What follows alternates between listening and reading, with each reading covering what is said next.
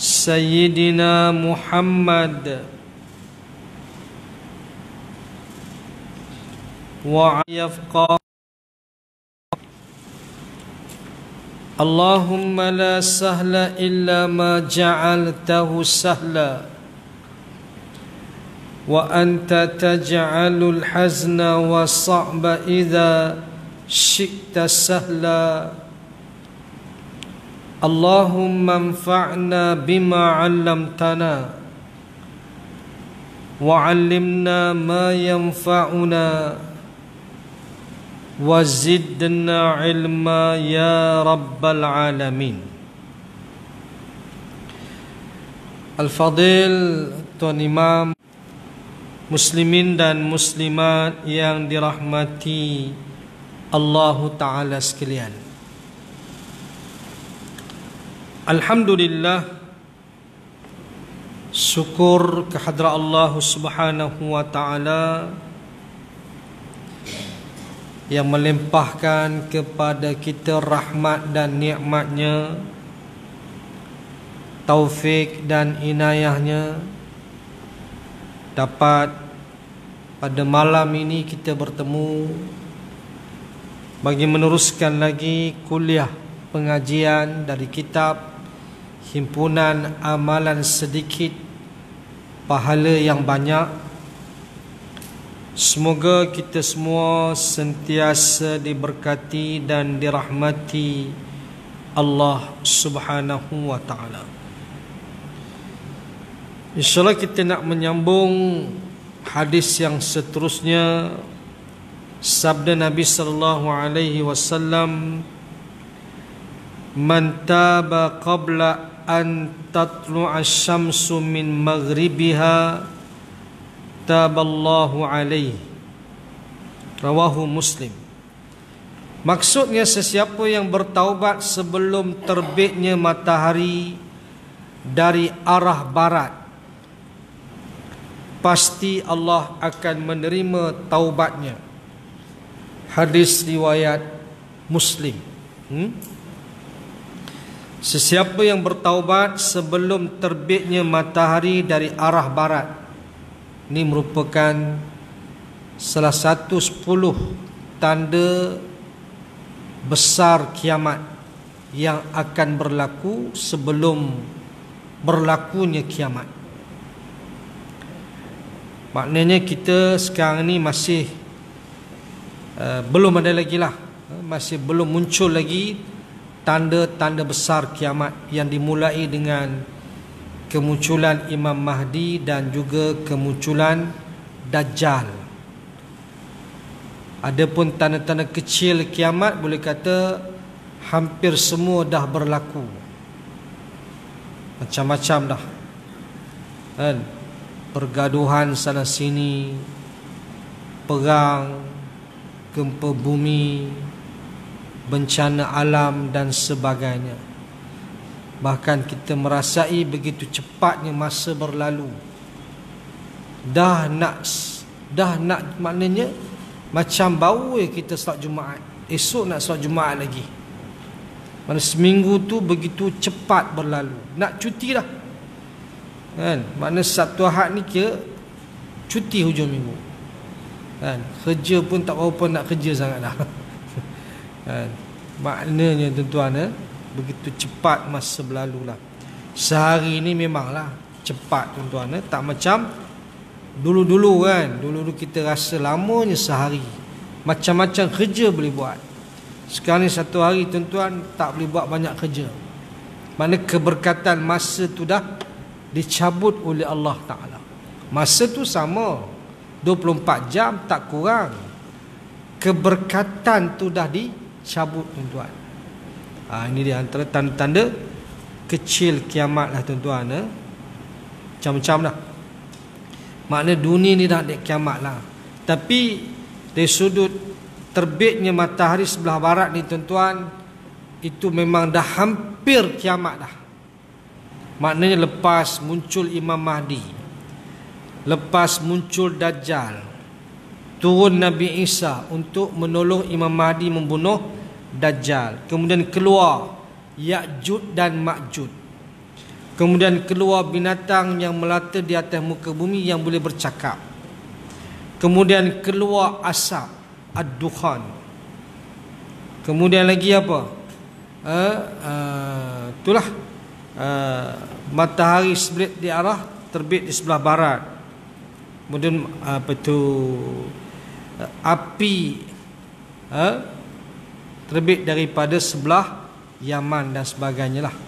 Kemudian sampailah Quran diangkat, makna Quran dihilangkan tulisannya, dah tak ada lagi dah.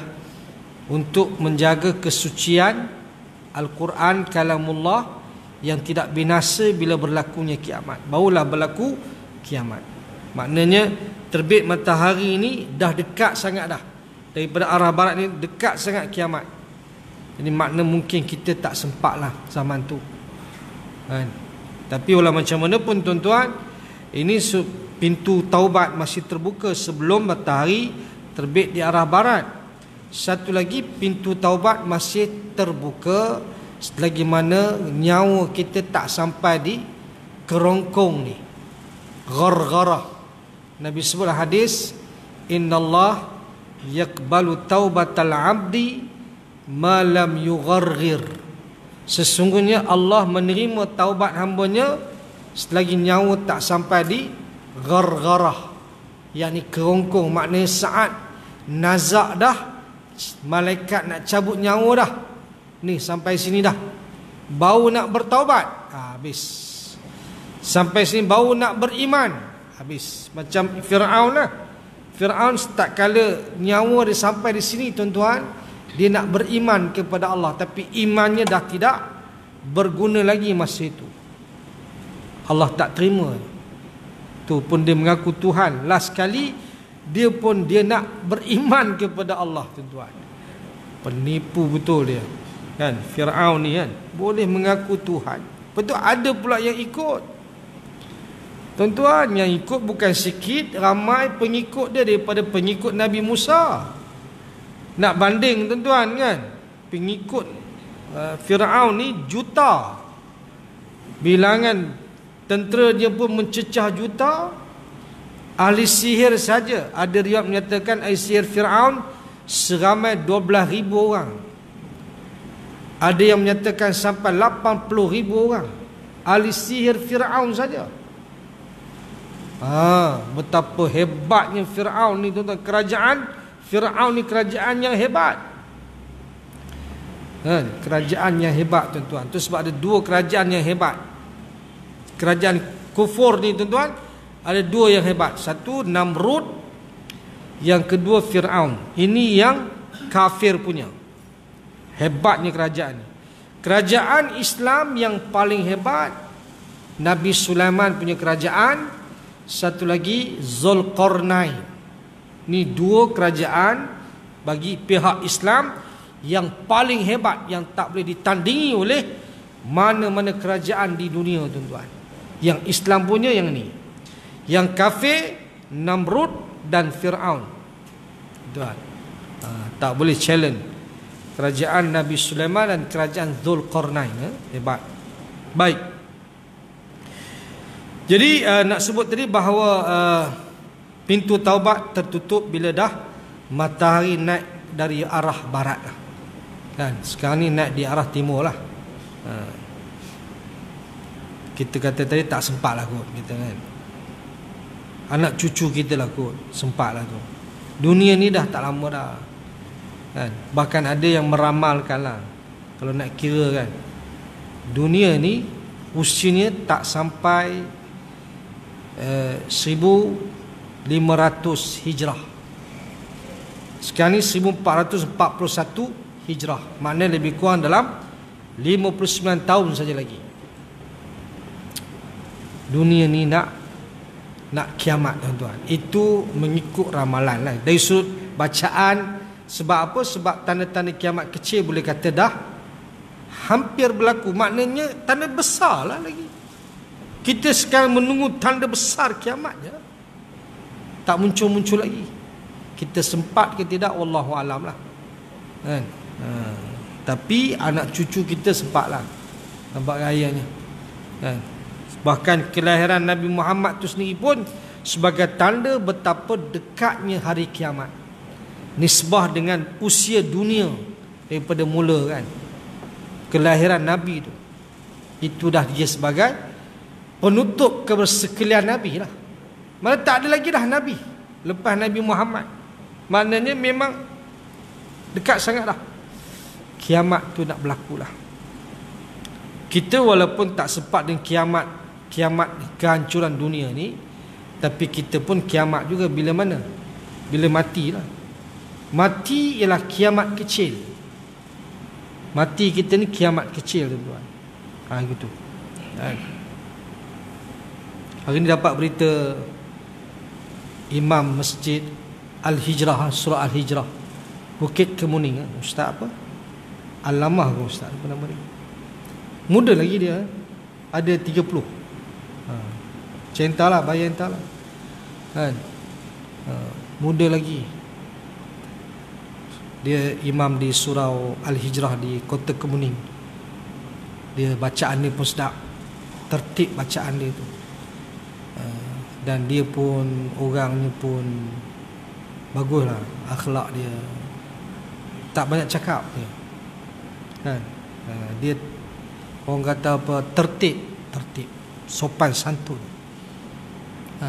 Tapi dah Allah ambil dia dah. Aksiden pagi tadi di Seremban dah di ni kot, dah sudah dah selesai lah. Dia punya tak dengar pula berita lagi kan. Anak kepada Dr. Ali Tuah. Kenal Dr. Ali Tuah? Salah seorang pensyarah UIA, dan dia dah habis dah, dia dah bersara dah, dan dia juga sebagai penceramah juga. Dr. Ali Tuah dia. Di Shah Alam dia punya rumah dia. Dan dia pernah kena stroke sama. Mungkin dia dah tak mengajar kot. Ni anak dia lah ni. Anak dia masih muda lagi kan? Tapi itulah Allah nak ambil nyawa dia. Itu sebab tuan-tuan, dia bukan kira usia ni, bukan kira tua muda kan.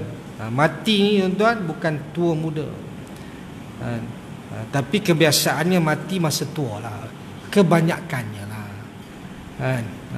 Tapi ada juga yang muda mati, tapi nisbah yang tua itu lebih banyak daripada yang muda. Tuan-tuan ni dah kira dah lebih lah ni kan, kira usia panjang lah kira ni kan. Alhamdulillah lah kan. Makna lebih 50 tu kira panjang usia lah kan. Maknanya Allah bagi. Tapi Perdana Menteri kita lagi panjang usia dia tuan-tuan. 94, 96 lah, 95 lah. Dr. Mahathir tengok sihat dia kan. Ada YB yang sakit, dia pun kata nak rombak kabinet lah. Hak mana sakit ni kira tolak ke tepi lah kan. Hak stroke tak stroke semua ada, kencing manis lah apa benda kan. Tapi dia sihat Alhamdulillah lah kan. Tengoklah, dia naik tangga pun tak payah orang pegang dia. Mana dia pakai tongkat tuan-tuan kan. Tu dia. Nampak gayanya sampai ni lah, habis pilihan raya ni lah kot. Dia memerintah, nampak gaya ni. Kalau nak ikut tengok keadaan dia lah. Kalau dah tengok tu tak tahulah. Betul, otak dia pun masih berjalan lagi tu. Biasa orang dah 70 ke atas kan, dia dah nampak ni sikit lah, lupa kan. Fikiran tu tak tajam dah. Tapi dia boleh lagi lah. Apa dia punya formula ubat dia makan kena, kita tak tahulah. Melakukan amal yang soleh kan. Itu sebab Nabi bila ditanya khair ayun nasi khair, siapakah manusia yang paling baik, Nabi kata man tala umruhu wa hasuna amalu. Itu orang yang panjang usianya, yang baik amalannya. Itulah orang yang paling baik. Manusia yang paling baik, dia panjang usia dalam keadaan amalannya pun baik tuan-tuan. Hak ni kita nak. Bukan panjang usia saja, tapi panjang dalam keadaan amalannya baik dan sihat samalah tuan-tuan. Kalau dah tak sihat, tak boleh beribadat kita. Sihat tu satu nikmat yang besar Mintalah tuan-tuan, minta pada Allah kesihatan. Jangan tak minta. Mudah-mudahanlah bagi kita kesihatan, dapat kita beribadat dengan sempurna insya-Allah sampai akhir usia kita. Ini permohonan, mintaan kita pada Allah lah. Baik. Kemudian hadis yang seterusnya. Innamad dunya li arba'ati nafarin abdin razaqallahu malan wa ilman fahuwa yattaqi fi rabbah wa yasilu fi rahimah wa ya'lamu lillahi fi haqqan fahadha bi afdalil manazil wa abdin razaqallahu ilman wa lam yarzuqhu malan fawsadiqun niyah yaqul law anna li malan la amiltu bi amali fulanin fahuwa biniyatin fa ajruhuma sawa wa abdin razaqahu Allahu malan wa lam yarzuqhu ilman fahuwa yakhbatu fi malihi bighairi ilmin la yattaqi fihi rabbah wa la yaslu fihi rahimah wa la ya'lamu lillahi fi haqqan fahadha bi akhbathil manazil wa abdin lam yarzuqullah malan wala ilman fahuwa yaqul law anna li malan la amiltu fi bi amali fulanin fahuwa biniyati fawizruhuma sawa. Rawahu Tirmidzi wa Ibnu Majah. Maksud hadis, sesungguhnya dunia ini adalah untuk 4 golongan, 4 individu lah. Pertama, seorang hamba yang diberi harta dan ilmu oleh Allah, lalu dia bertakwa dengan hartanya itu terhadap Tuhannya. Dia menyambungkan dengannya hubungan keluarganya. Tuan-tuan, seorang yang ada harta, dia kena lihat orang yang paling dekat dengan dia, iaitu keluarga dan kerabat dia lah. Itu dulu. Dia kena tengok mana yang perlu diberi pertolongan, dia kena sumbangkan. Jangan tidak peduli. Pedulikan. Itu sebagai satu ikatan silaturrahim. Sesiapa yang tidak mempedulikan keluarga yang miskin, dalam keadaan dia mampu untuk memberikan sumbangan, maka dia seorang yang memutuskan silaturrahim. Tanda nak hubungkan silaturrahim, dia kena berikan belanja sumbangan kepada ahli keluarganya yang ada hubungan darah yang memerlukan sumbangan. Baik. Jadi digunakan hartanya untuk menyambung dengannya hubungan silaturahim keluarganya. Dan dia mengetahui dalamnya ada hak bagi Allah. Pada harta itu tuan-tuan, ada haqqul lil maklum. Kan? Ada hak yang diketahui, maknanya yang telah pun ditetapkan oleh Allah Subhanahu wa taala. Kan? Ada yang bersifat wajib, ada yang bersifat sunat. Yang wajib seperti zakat, nafkah wajib. Yang sunat seperti sedekah dan sebagainya. Kemudian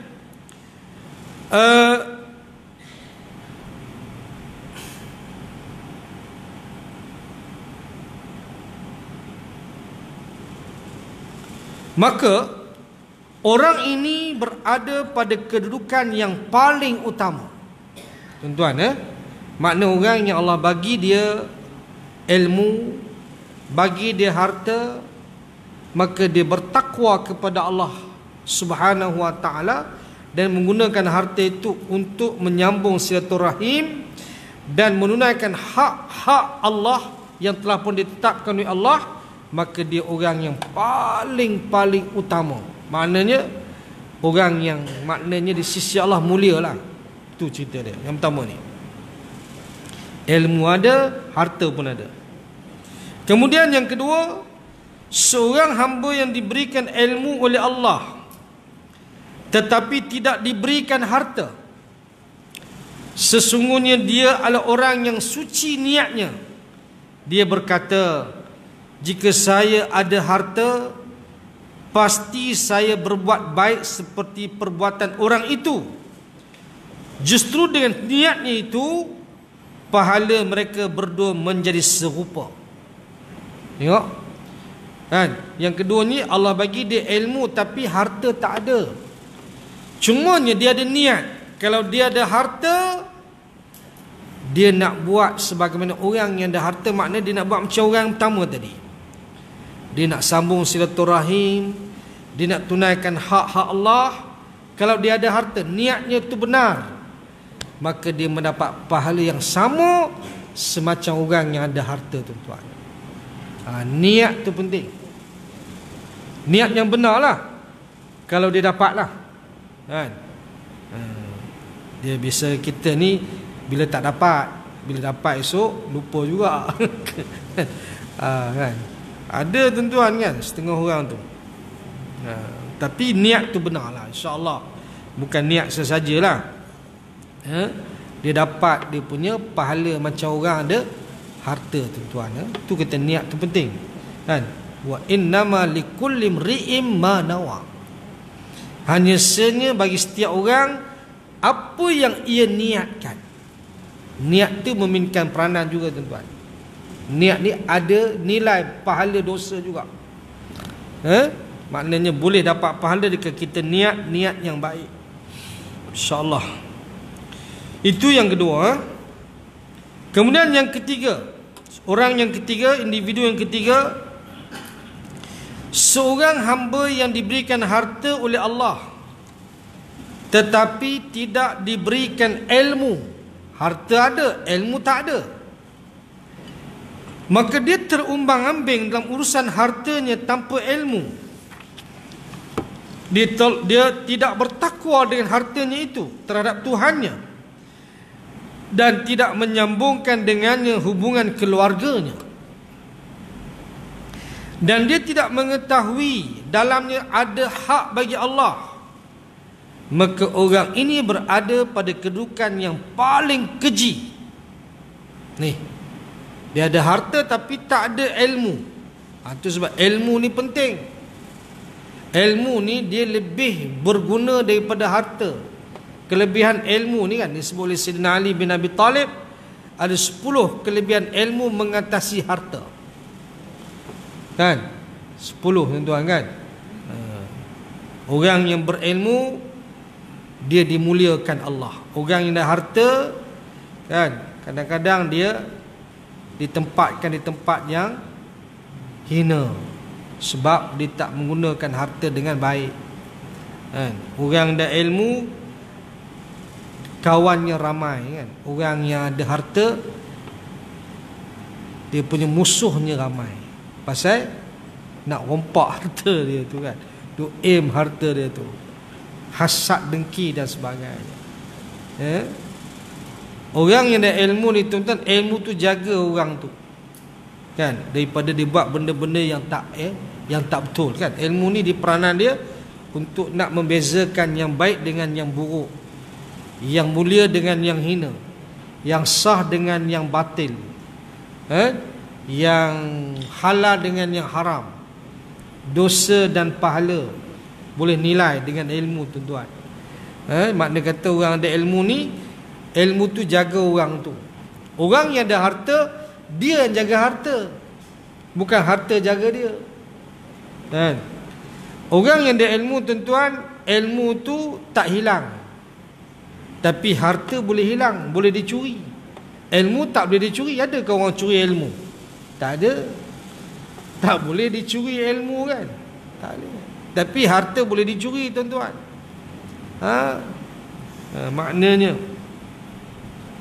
Dan macam-macam lagi lah kelebihan ilmu mengatasi harta, tuan-tuan. Tapi kalau ada ilmu, ada harta, itu lagi cantik lah.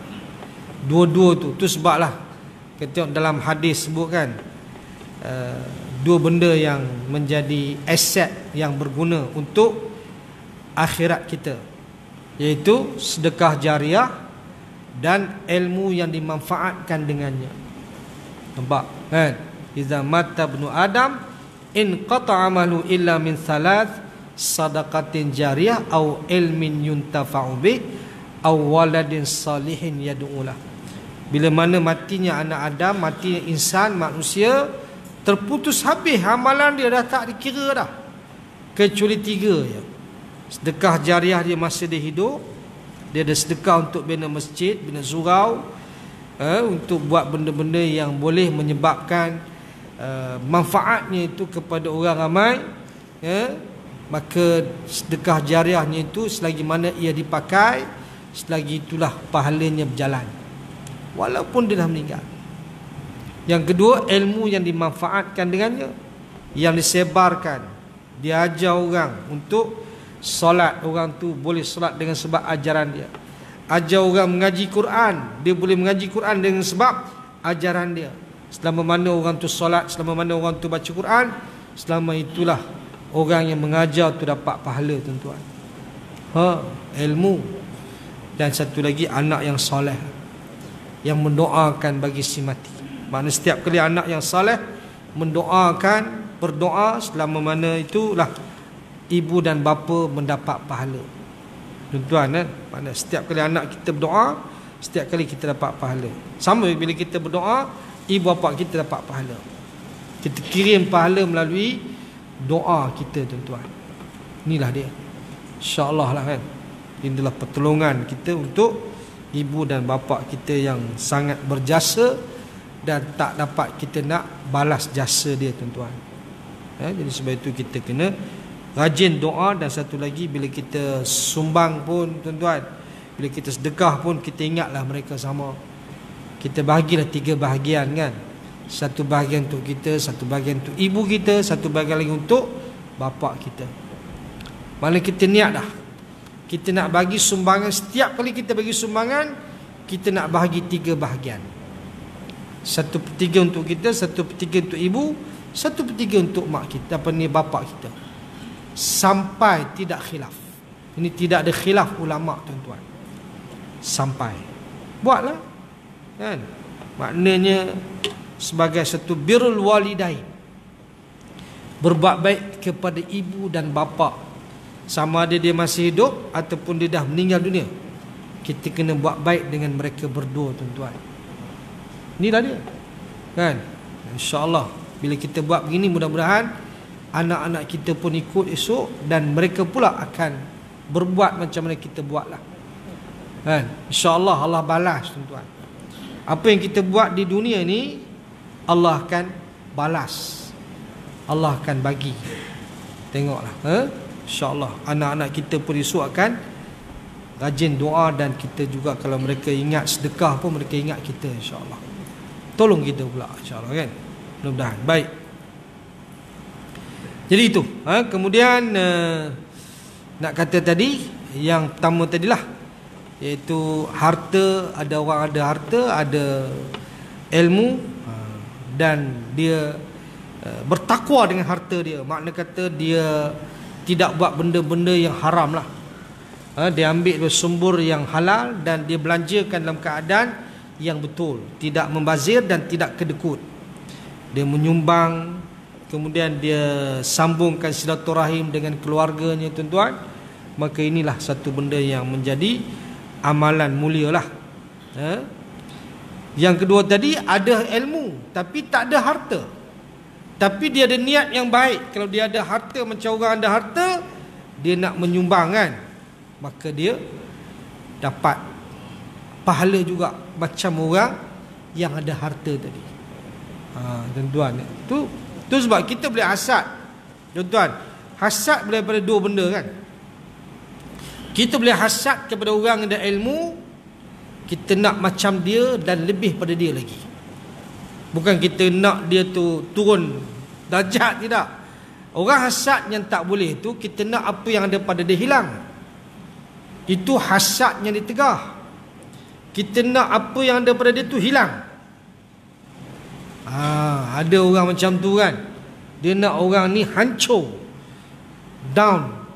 Makna kata kira makna kalau bisnes pun kira merudum lah. Dia nak lagu tu. Ni tak boleh tuan-tuan. Dosa besar. Dosa hati, hasad ni.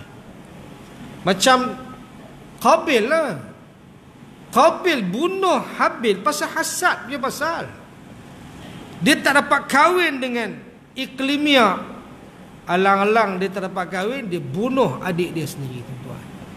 Dia tak boleh tengok adik dia kahwin dengan Iklimia pasal hasad tu. Tu tuan-tuan. Hasad. Jadi bahaya tu. Jadi kita boleh hasad bagi kepada orang yang ada ilmu. Kita nak macam dia, dan kita nak menyumbanglah dengan ada ilmu tu. Kita boleh buat sumbangan, boleh sebarkan ilmu macam dia. Bukan kita nak dia ni maknanya kira habis kan. Jadi kira tak ada apa kan. Tak mahu macam tu kan. Kemudian satu lagi, kita hasad kepada orang yang ada harta. Orang yang harta makna kata orang ini orang yang selalu menyumbang. Orang ada harta yang selalu menyumbang, kan, siang dan malam tuan-tuan ni, kita nak macam dia juga. Itu boleh. Hasad tu hasadnya dibenarkan. Makna niat kita tu ada baiknya. Kita nak jadi macam dia, lebih pada dia lagi. Kan? Macam orang ada ilmu dan juga orang yang ada harta. InsyaAllah. Jadi boleh. Maknanya yang kedua ni, ada ilmu tapi tak ada harta tuan-tuan. Tapi dia ada niat untuk, kalau dia ada harta dia nak menyumbang kan. Yang ketiga, ada harta tapi tak ada ilmu, dan dia tak bertakwa dengan harta dia. Habis. Hak ni lingkup tuan-tuan, hina, duduk di tempat yang keji lah. Kan? Kemudian yang keempat, kita sebut lagi empat kan. Yang seorang hamba yang tidak diberikan ilmu maupun harta oleh Allah, lalu dia berkata, jika saya ada harta, pasti saya berbuat jahat seperti perbuatan orang itu. Justru dengan niat itu, dosa mereka berdua menjadi serupa. Ni, ilmu pun tak ada, harta pun tak ada. Dia nak jadi orang jahat. Mana kalau dia ada harta pun dia nak jahat tuan-tuan. Ni orang yang jahat jugalah. Kedudukannya kedudukan yang hina di sisi Allah Subhanahu wa ta'ala. Itu sebab niat juga tuan-tuan memainkan peranan yang penting jugalah. Itu sebab niat ni kena niat yang baik, barulah kita dapat pahala di sisi Allah Subhanahu wa ta'ala. Kan? Kita dah nak masuk waktu dah. Kan? Azan. Habislah. Kemudian sambungan hadis ni panjang sikit ni, kita akan lihat pada kuliah akan datang insya-Allah.